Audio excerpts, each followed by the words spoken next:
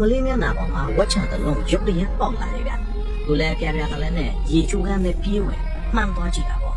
ဝက်ချံကပုံမှန်မဟုတ်ပဲအကြီးကြီးဖြစ်နေတာ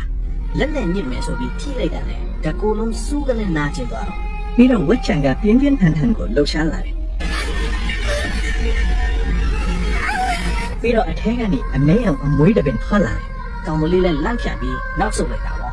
ဒါပေမဲ့ချက်ချင်းဆိုသလိုမှန်ရှစ်ပြန်သွားအဲ့ဒီအမွေးကိုကင်ကြည့်ပြီးယူယူအမွေးနဲ့နေမှာပါဆိုပြီးဆွဲလုပ်တယ်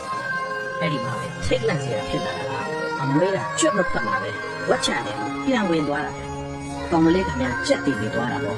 အဲ့ဒီချိန်မှာပဲဝက်ချံအဲကနေပင့်ကူအများကြီးဝရီးမတွက်နိုင်အောင်တွားထွက်လာကြပါလေ